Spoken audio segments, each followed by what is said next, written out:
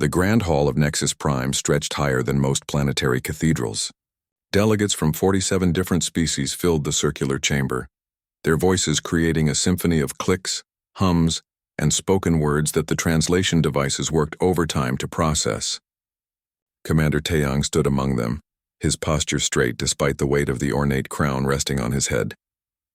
The crown of the Apex Guardian was not just ceremonial, it was heavy, made of compressed neutron star material, designed so that only the strongest warrior in the galaxy could wear it without their spine collapsing. Taeyang had worn it for 3 years now.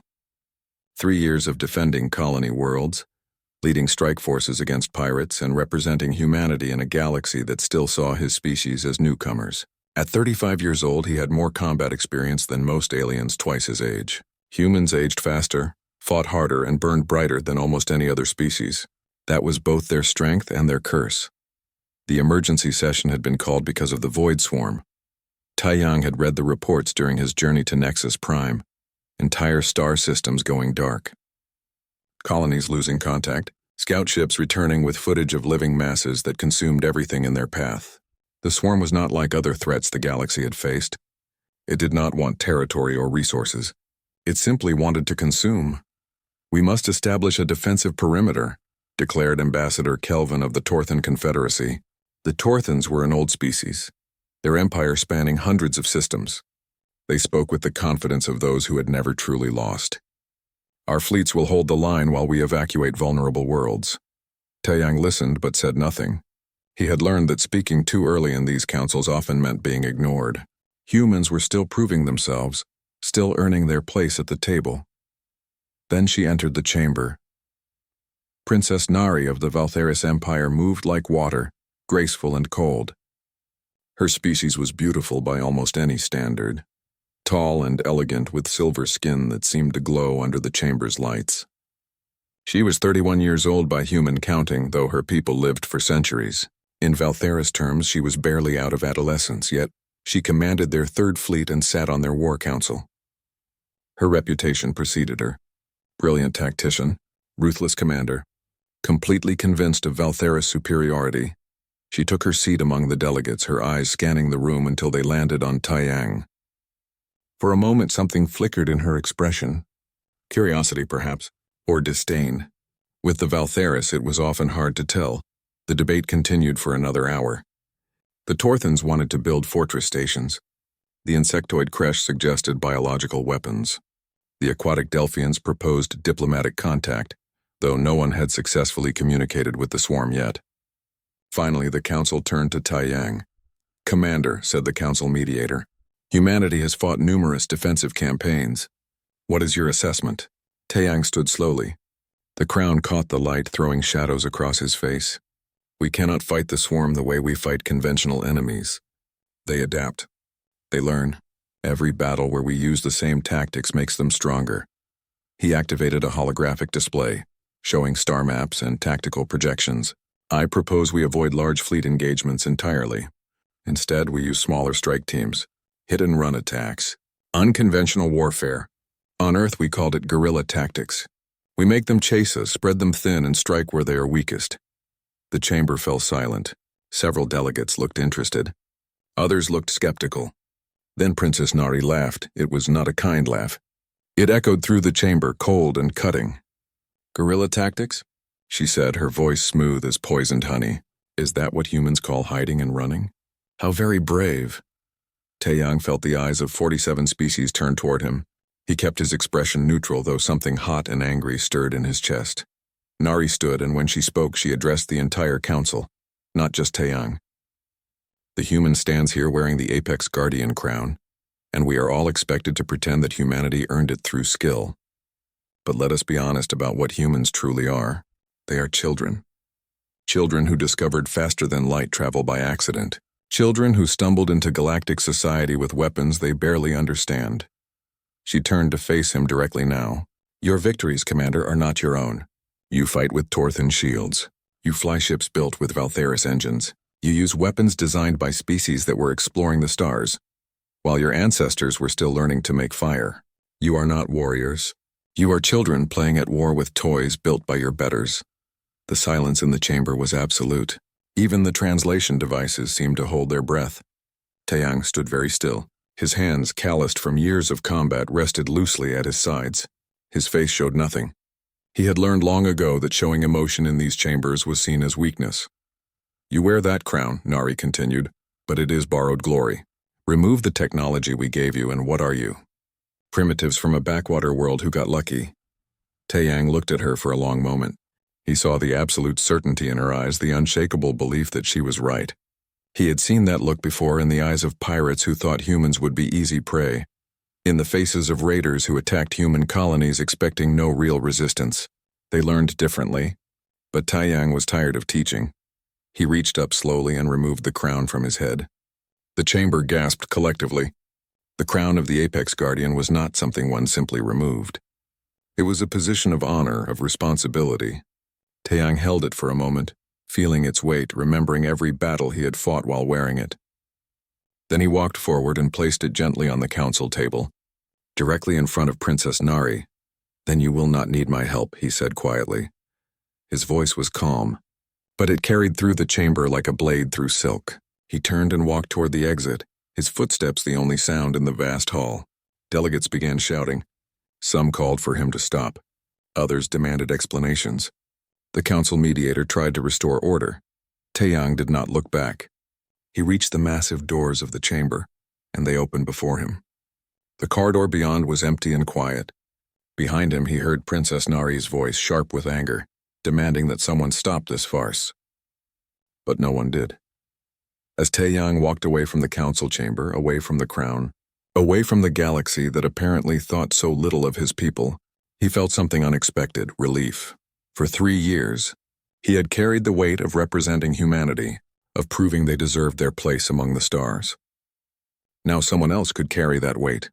The doors closed behind him with a sound like thunder, and Commander Taeyang disappeared into the corridors of Nexus Prime, leaving behind the crown and the council and the princess who had never known what it meant to truly fight for survival. The Galactic Council chamber erupted into chaos the moment Taeyang left.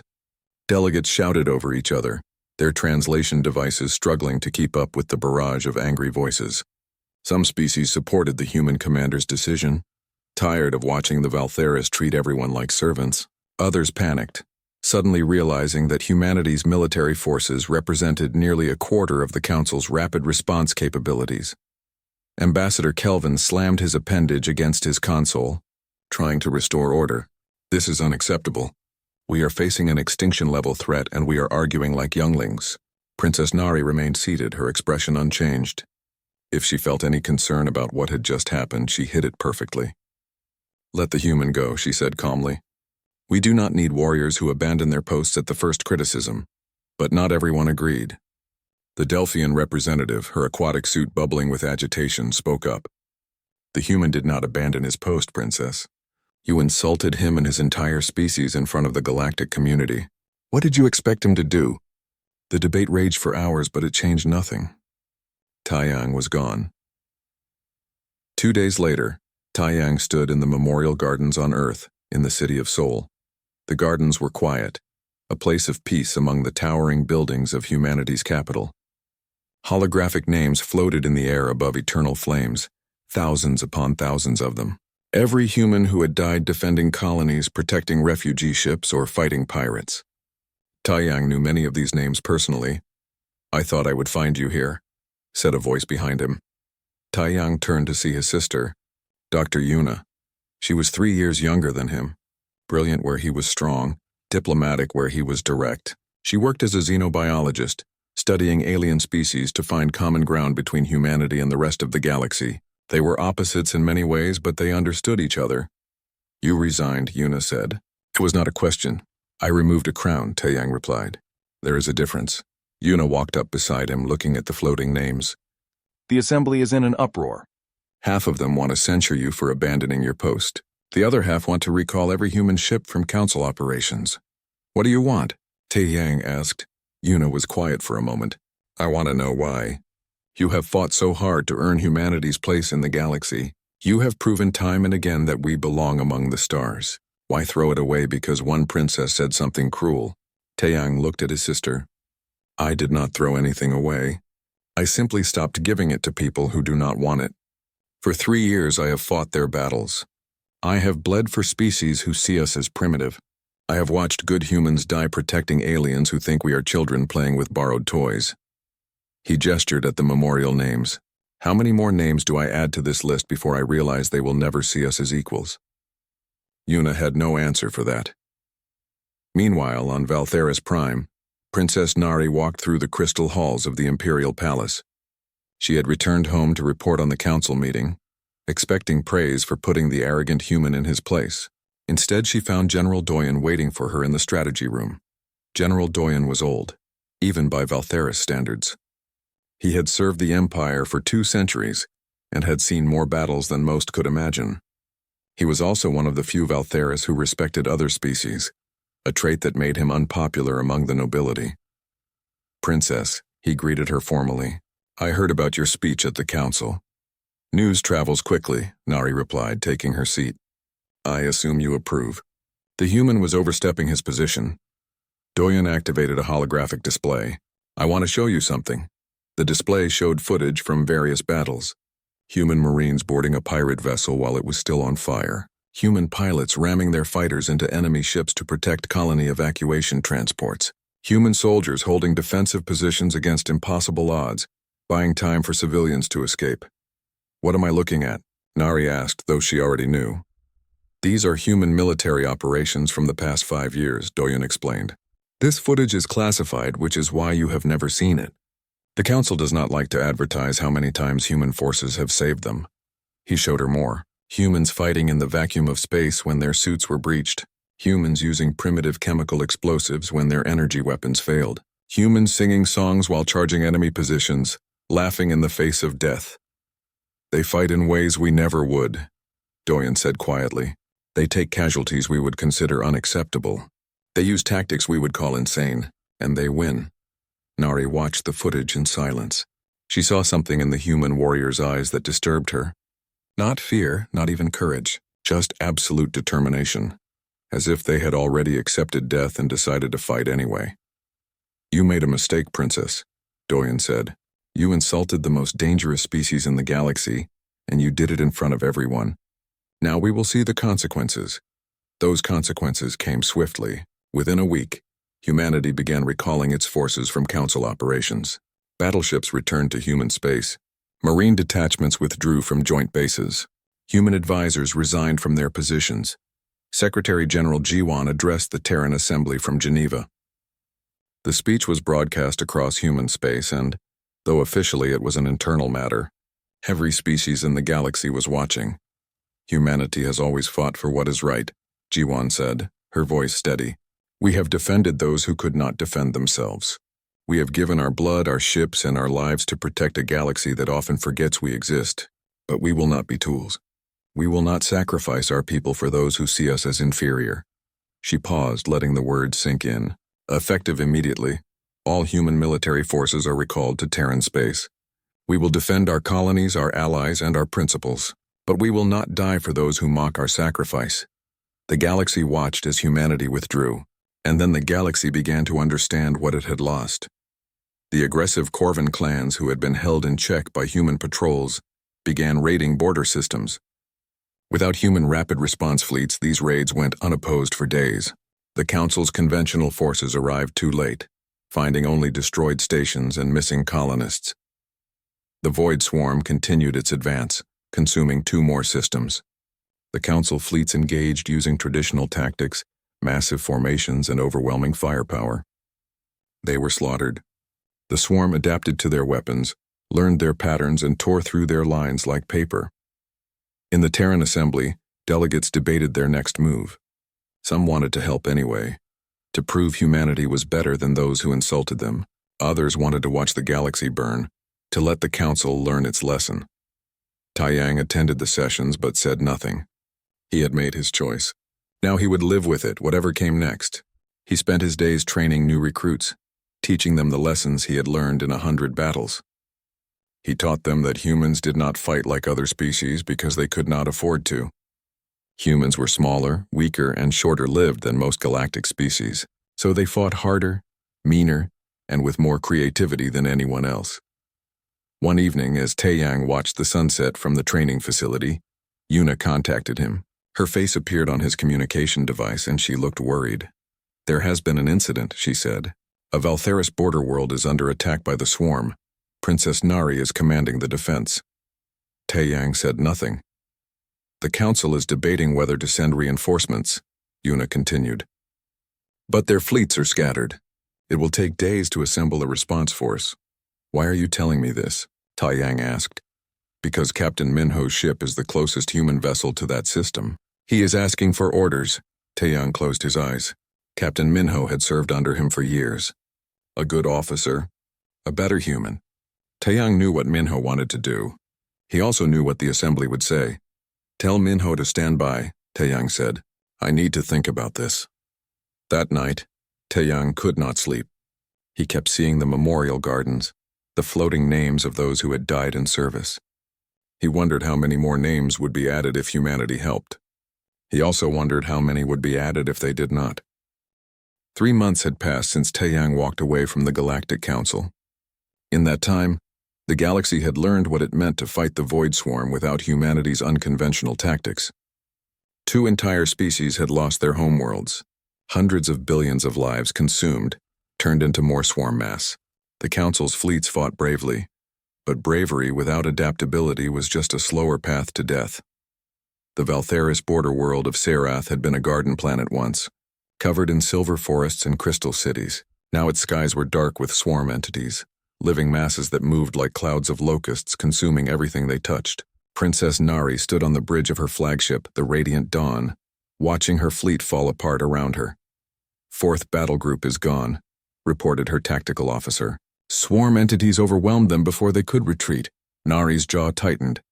She had studied every battle against the swarm, analyzed every tactical report. She had designed what should have been the perfect defense.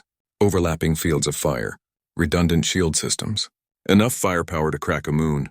But the swarm did not care about firepower. They adapted to her weapons, learned her patterns, and simply kept coming. "Pull back to planetary orbit," she ordered. "We will make our stand there." But the swarm had other plans. As her fleet repositioned, the enemy forces did something unexpected. They scattered, breaking into smaller groups that darted between her ships too fast to target effectively. Then they regrouped behind her formation, cutting off the retreat to deep space. It was a tactic she had seen before in human battle reports. The swarm was learning. "They are hurting us," General Doyen said quietly. He stood beside her on the bridge, his old eyes seeing the trap before she did. "They want us on the planet." Nari understood immediately. In space, her ships had mobility. On the ground, they would be static targets. All ships break formation, scatter, and the swarm hit them before she could finish. Millions of entities swarmed the fleet like piranhas, latching onto hulls, tearing through shields. The Radiant Dawn shuddered as something massive slammed into its side. Alarms screamed across the bridge. "Hull breach on decks 7 through 12, her officer reported. Swarm entities inside the ship. Nari made the hardest decision of her life. "All hands abandon ship. Get to the evacuation shuttles. We are going to the surface." The evacuation was chaos. Swarm creatures poured through the breaching points, killing anyone they caught. Nari fought her way to the shuttle bay, her energy rifle cutting down entities that looked like masses of writhing flesh and too many teeth.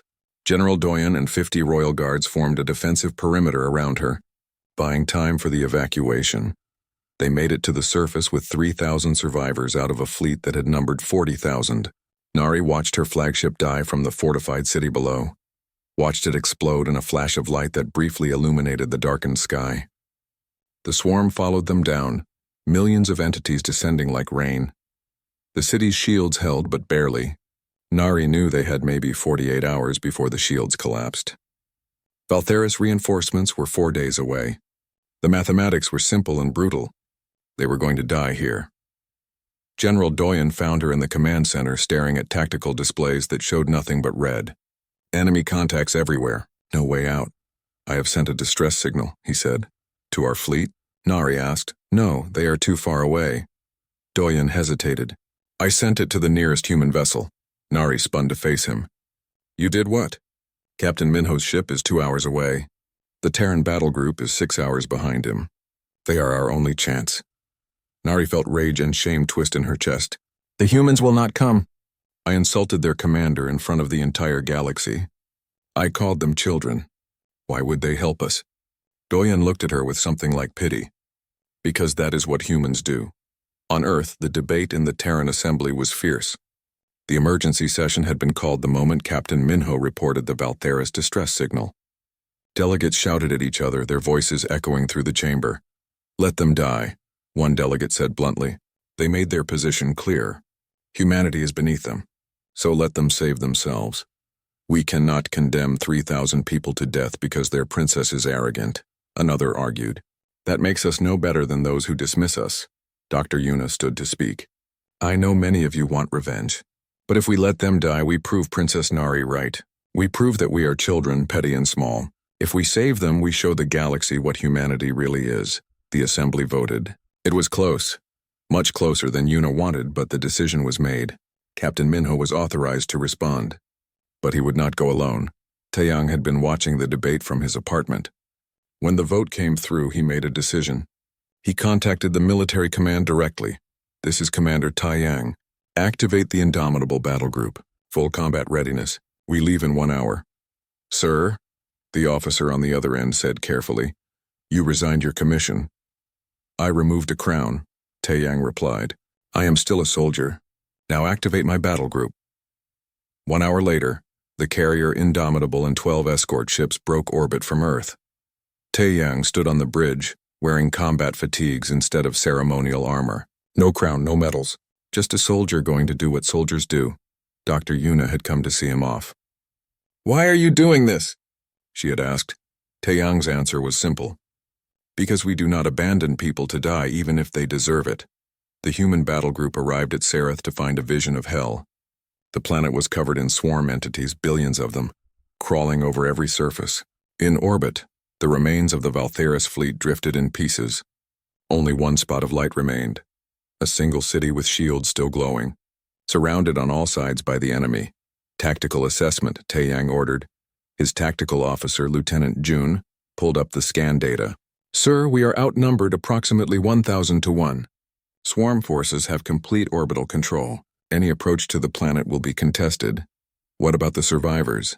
3,000 Valtheris soldiers and civilians in the city. Shields at 30% and falling. Estimate 40 minutes until shield collapse, 40 minutes. Taeyang looked at the display, calculating angles and possibilities. A conventional approach would fail. They would be swarmed before getting halfway to the planet. But humans had never been very conventional. New orders, Taeyang said. All ships scatter formation.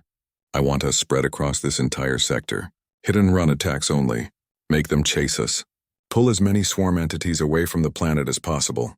Sir, that will leave us vulnerable, Lieutenant Jun said. That is the point. Get their attention. Taeyang switched to the fleet channel. All ships execute scatter pattern delta. Do not under any circumstances engage in direct combat. Hit them and run. Make them angry. Make them stupid. The human ships broke formation and scattered like seeds in the wind. They darted through the swarm forces, firing volleys and then accelerating away before the enemy could respond. The swarm used to prey that stood and fought became confused. Then they became angry. Massive formations of entities broke off from the planet, pursuing the human ships into the outer system. On the surface, Princess Nari watched the tactical display in disbelief. What are they doing? That is suicide. No, General Doyen said, understanding dawning on his face. That is human. While the fleet played tag with the swarm in orbit, Taeyang prepared the second part of his plan. All Marine units prepare for combat drop. We are going in hot. Sergeant Hana checked her squad one last time. 20 Marines in full combat armor, carrying enough ammunition to fight a small war. They had trained for this kind of operation, dropping into hostile territory with minimal support. But training and reality were different things. Listen up, Hana told her squad. We are going to drop through a sky full of things that want to eat us, land in a city surrounded by millions more things that want to eat us, and somehow get everyone out alive. Standard Tuesday? Her Marines laughed. It was a scared laugh, but it was something. They loaded into the drop pods those tiny metal coffins that would carry them through hell. Sergeant, Captain Minho's voice came over the comm. You are clear for launch. Try not to die down there. No promises, sir, Hana replied. The drop pods launched. Taeyang watched them fall toward the planet. small meteors burning through the atmosphere. The swarm noticed and tried to intercept, but the pods were too small, too fast. Most made it through. Hana felt her stomach trying to escape through her throat as the pod plummeted. The G-forces were crushing, making it hard to breathe. Then the pod hit the ground like the fist of an angry god and the door blew off. She was the first one out, rifle up, scanning for targets. They had landed in a plaza 3 blocks from the shielded city center. Swarm entities were everywhere, crawling over buildings, filling the streets. They turned toward the humans, sensing new prey. "Contact front," Hana yelled, opening fire. "Welcome to Serath, everyone. Try not to get eaten." Sergeant Hana fired in controlled bursts as swarm entities poured toward her position. The creatures were nightmares made flesh, all teeth and claws and writhing masses that defied easy description. Her rifle's energy bolts punched through them, turning biomass into vapor, but for every one she killed, 3 more appeared. "Form defensive perimeter," she shouted. Her squad moved like they had trained, falling into a tight circle, overlapping fields of fire. "Frag out!" Grenades arced through the air, exploding in the midst of the swarm. The concussive force tore through clusters of entities, buying precious seconds. More drop pods slammed into the plaza around them, disgorging Marines who immediately joined the fight. Lieutenant June's voice crackled over the comm. "All squads push toward the shield perimeter. Fighting retreat formation. Do not stop moving." Easy to say from orbit, Hana thought, ducking as a swarm creature the size of a truck tried to take her head off. She jammed her rifle against its mass and fired until it stopped moving. Hard to do when you are hip-deep in nightmares. The Marines began their fighting retreat, moving backward toward the shielded city 3 blocks away. They moved building by building, room by room, leaving demolition charges behind them. The explosions collapsed structures onto the swarm, slowing their pursuit. Inside the city, Princess Nari watched the human attack on her tactical display. She had never seen anything like it. The humans were not trying to win. They were just trying to survive long enough to reach the shield. It was desperate, brutal, and somehow working. "They are insane," one of her officers muttered. "No," General Doyen said quietly. "They are human." "There is a difference." Nari grabbed her energy rifle. "Open the shield at coordinates Mark 7. Prepare to give covering fire. Princess, you cannot—" her officer began. "I am not letting them die alone out there," Nari said. She looked at the 50 royal guards who had survived the orbital battle. "Who is with me?" To their credit, every single guard stepped forward. Hana's squad was 2 blocks from the shield when she saw the impossible. A section of the shield flickered and opened, and Valtheris soldiers poured out, their elegant energy weapons cutting into the swarm from a new angle.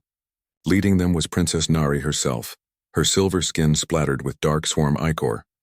"Fall back through the shield," Nari commanded. "We will cover you." Hana did not argue.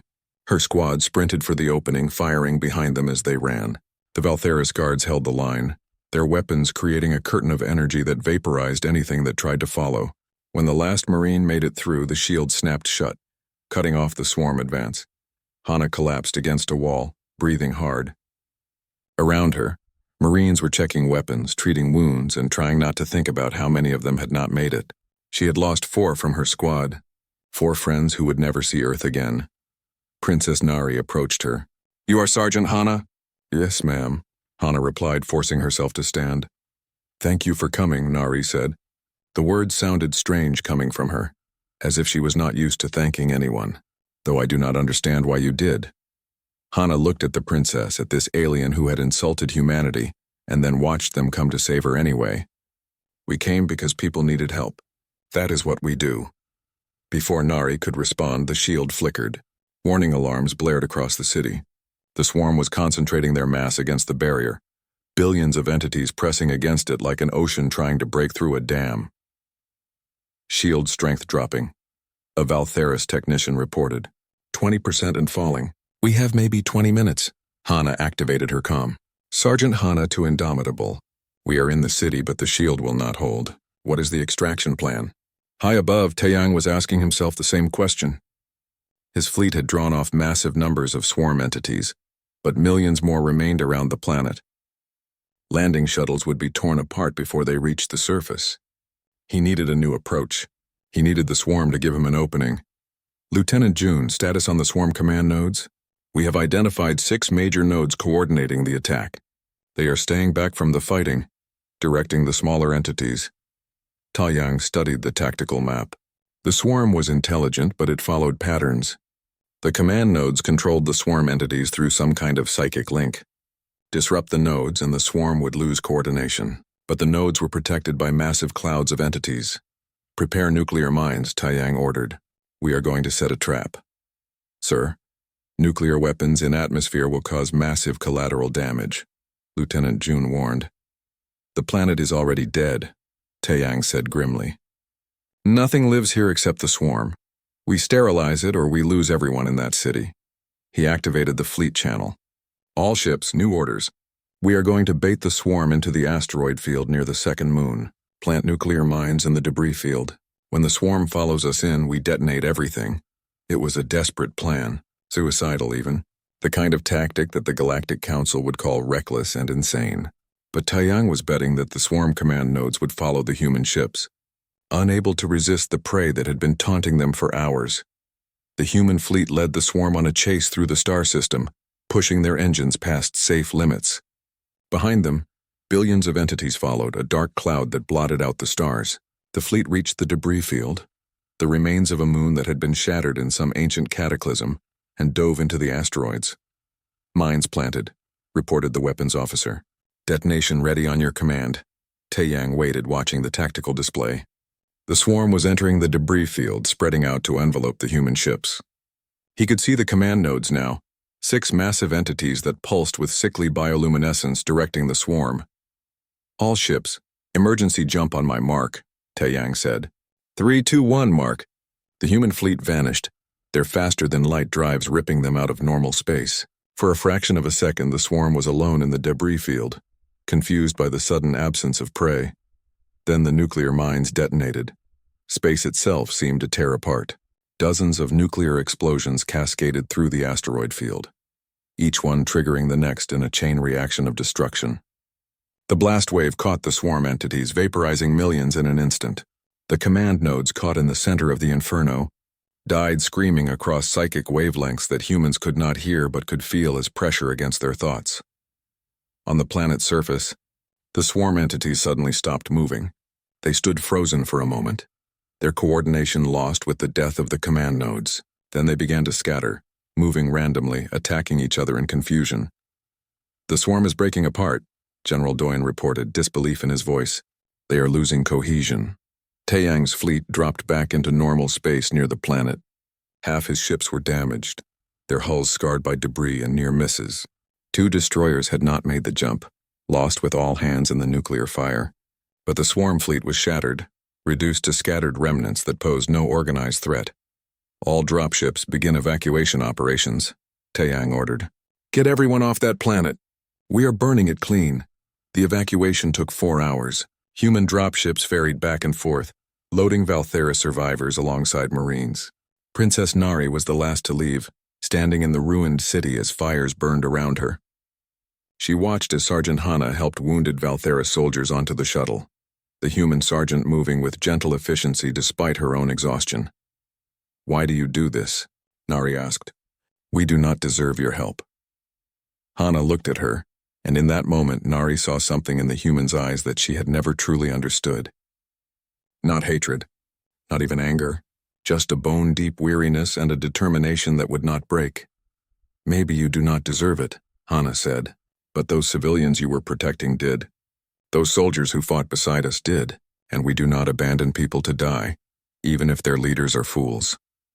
The shuttle lifted off and Nari watched through the viewport as the human fleet began orbital bombardment. Energy weapons and kinetic strikes rained down on the planet, sterilizing every trace of swarm infestation. The silver forests burned. The crystal cities melted. The garden world died to ensure the swarm died with it. The casualty reports came in as they traveled back to Nexus Prime. The human battle group had suffered 40% casualties. 2 destroyers lost, 600 Marines dead, twice that number wounded. But every single Valthera survivor had been saved. Over 3,000 lives pulled from certain death. Nari sat in the medical bay of the Indomitable, watching human doctors treat Valtheris wounded with the same care they gave their own. She thought about her words in the council chamber, about calling humans children playing at war, She had been so certain of her superiority, so convinced that the Valtheris way was the only way. Now she knew the truth. Humans did not fight like the Valtheris because they could not afford to. They fought harder, bloodier, and with more creativity because they had learned warfare in the harshest school imaginable, on a planet that tried to kill them for millions of years. The journey back to Nexus Prime took 3 days. The human fleet limped through space, their damaged ships held together with emergency repairs and determination. In the medical bay of the Indomitable, Dr. Yuna worked alongside human and Valtheris doctors, treating the wounded from both species. She had joined the fleet at the last minute, unable to let her brother fight alone. Princess Nari had been given guest quarters, though she spent little time there. Instead, she walked the corridors of the human carrier, watching the crew work. She saw engineers repairing hull breaches while joking with each other. She saw Marines mourning their fallen comrades while already preparing for the next battle. She saw a species that had learned to laugh in the face of death because the alternative was to give up, and humans never gave up. On the second day, she requested a meeting with Taiyang. They met in an observation deck, a small room with a viewport that showed the stars streaming past. Taiyang stood looking out at the void, still wearing his combat fatigues, the uniform stained with sweat and swarm ichor. "Commander," Nari said quietly. Taiyang turned to face her. His expression was neutral, giving nothing away. "Princess." They stood in silence for a moment, the weight of everything unsaid hanging between them. Finally, Nari spoke. "Why did you come? After what I said, after I insulted you and your entire species in front of the galaxy. Why did you risk your lives to save us?" Taiyang was quiet for a long moment. When he spoke, his voice was measured, thoughtful. Because it was the right thing to do. That is what humanity learned on Earth. We learned that the strong protect the weak even when the weak do not appreciate it. We learned that survival means helping each other, even when we do not like each other. We learned that abandoning people to die makes us less than what we should be. Nari felt something twist in her chest. Shame, perhaps, or the first stirrings of understanding. The Valtheris have never known true desperation. Our empire has always been strong. We have always won. I thought that made us superior. Strength without struggle is just arrogance, Taiyang said. Humanity was not born strong. We clawed our way up from the bottom of the food chain on a planet that killed us in 1,000 different ways. We learned to fight because we had no choice. Every advance we made cost blood. Every victory came with losses. That is why we fight the way we do. He gestured toward the viewport, toward the stars. You see humans using tactics you call reckless, taking casualties you call unacceptable. But to us, those are not reckless. They are calculated. We know exactly how much we can lose and still win. We learned that mathematics in the harshest school imaginable. Nari looked out at the stars, seeing them differently now. I was wrong. About you. About humanity. You are not children playing at war. You are survivors who turned your worst traits into weapons and your best traits into shields for others. We are also very stubborn, Taiyang said with the ghost of a smile. We do not forget insults easily, but we also do not abandon allies, even when those allies have insulted us. What can I do? Nari asked. How can the Valtheris Empire make amends for what I said? Learn, Taiyang said simply. Learn that technology and firepower are not the only measures of worth. Learn that different does not mean inferior. Learn that the galaxy is better when we work together, rather than looking down on each other. Nari nodded slowly. I will try. When the fleet arrived at Nexus Prime, the entire Galactic Council was waiting. News of the rescue had spread, carried by the handful of Valtheris ships that had survived the initial battle. The council chamber was packed, delegates from every species crowding to witness what would happen next. Taiyang entered the chamber not as a warrior, but as a soldier who had done his duty. He wore no crown, carried no ceremonial weapons. Behind him walked the survivors, 3,000 Valtheris civilians and soldiers who owed their lives to humans they had been taught to dismiss. The council mediator called for order. This session is convened to address the recent military action at Serath. Commander Taiyang, you led an unauthorized military operation into Valtheris space, deployed nuclear weapons in a populated system, and engaged in combat without council approval. That is correct, Taiyang said calmly. How do you justify these actions? I do not justify them, Taiyang replied. I simply did what needed to be done. 3,000 people were going to die. Now they are alive. That is my justification. Princess Nari stepped forward. The chamber fell silent. Council mediator, I request permission to address the assembly. Granted. Nari stood before the council, before the same assembly where she had mocked humanity just months before. I stand before you to publicly apologize to Commander Taeyang and to all of humanity. My words in this chamber were born of arrogance and ignorance. I called humans children playing at war. I said their victories were built on borrowed technology and luck. She paused, letting the weight of her previous words hang in the air. I was wrong. Completely, utterly wrong. I have now fought alongside humans. I have watched them sacrifice themselves to save people who insulted them. I have seen them face impossible odds and find a way to win. They are not children. They are warriors who have earned every victory through courage, creativity, and a refusal to surrender that I have never witnessed in any other species. Nari looked directly at Taeyang. The Valtheris Empire owes humanity a debt we can never fully repay. We owe Commander Taeyang an apology that words cannot express, so I offer this instead. She activated a holographic display. I propose a formal treaty between the Valtheris Empire and humanity. We will share our advanced technology freely with no restrictions. In return, we ask that human military advisors help train our forces in the adaptive warfare tactics that saved us on Sarath. We ask to learn from a species that knows how to survive. The chamber erupted in discussion. Ambassador Kelvin of the Torthan Confederacy stood. If I may, the Torthan Confederacy wishes to extend a similar offer. We too have learned the value of human ingenuity in combat. One by one, other species stood to offer support. The Delphians. The Kresh. Even species that had been skeptical of humanity before now saw them differently. The rescue of Sarath had changed everything. But Taeyang remained silent, watching it all with an unreadable expression. Finally, the council mediator spoke. Commander Taeyang, do you accept these terms? Will you resume your position as Apex Guardian? Taeyang looked at the crown of the Apex Guardian, still sitting on the council table where he had left it months ago. He walked forward slowly and the entire chamber held its breath. He picked up the crown. The weight was familiar. The dense neutron star material pressing down with the force of expectation and responsibility. But he did not put it on his head. Instead, he held it out before him, letting every delegate see it. This crown represents the strongest warrior in the galaxy, Taeyang said. But I have learned something since I walked away from it. Strength is not just about who can kill the most enemies. It is not about technology or firepower or even tactical brilliance. True strength is about who we protect and why we fight. He looked around the chamber, meeting the eyes of delegates from dozens of species. Humanity will fight alongside any species who sees us as equals, not as tools. We will defend those who cannot defend themselves. But we will not be taken for granted again. We will not die for those who mock our sacrifice. Taeyang set the crown down on the table again. I propose we restructure the Council's military doctrine. No more having only the elder races make decisions. Every member species gets a voice in how we defend the galaxy. We fight together as equals or we do not fight at all. The vote was unanimous. The new military doctrine passed without a single dissenting voice. And when Taeyang finally picked up the crown and placed it on his head again, it meant something different. Not just human achievement, but a promise that respect would be mutual and that sacrifice would be honored. The weeks that followed saw unprecedented cooperation.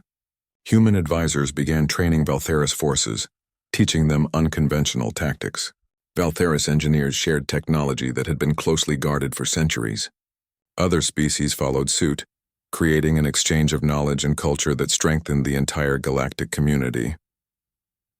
Princess Nari spent time on Earth, studying at the military academy where Taeyang taught. She learned about human history, about the wars they had fought among themselves before reaching the stars.